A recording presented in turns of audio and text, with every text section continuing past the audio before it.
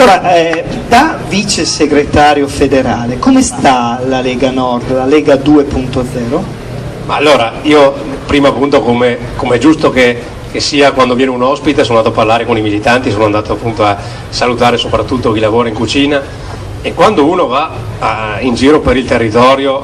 a salutare gli amici della Lega, ti trovi gli stessi militanti, le stesse persone, cioè quelli che da anni si danno da fare per la Lega. La Lega ha pagato un prezzo altissimo per alcuni, pochissimi, si contano sulle dita di una mano,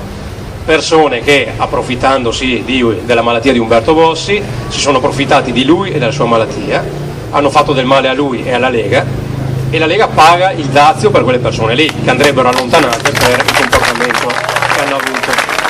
Ma in realtà, dicevo prima, la Lega è ancora quella di sempre, è fatta delle migliaia di militanti che si danno da fare, che vanno ad attaccare i manifesti, che fanno i volantinaggi, che credono nei valori della Lega, perché chi fa parte della Lega ci crede in un ideale, chi crede in un programma, che sono 20 anni le stesse battaglie che le portiamo avanti,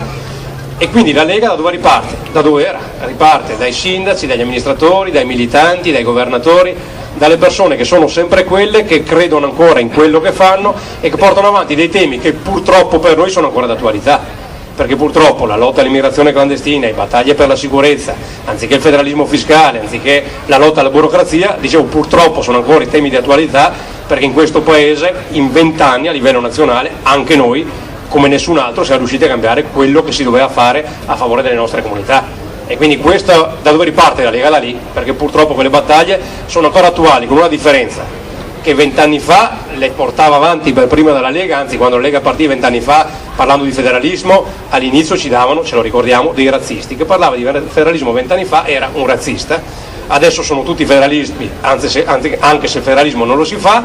con la differenza che se adesso non si fanno le riforme, questo paese nel giro di qualche mese salta. Questa è la differenza drammatica che chi, non i leghisti ma tanti altri che stanno a Roma, fingono di non rendersi conto che se non si fanno le riforme in questo paese va in rovina, purtroppo per territori come questo, perché qua c'è gente che lavora moltissimo, che paga un sacco di tasse e non si merita di fallire per colpa della politica. Ecco,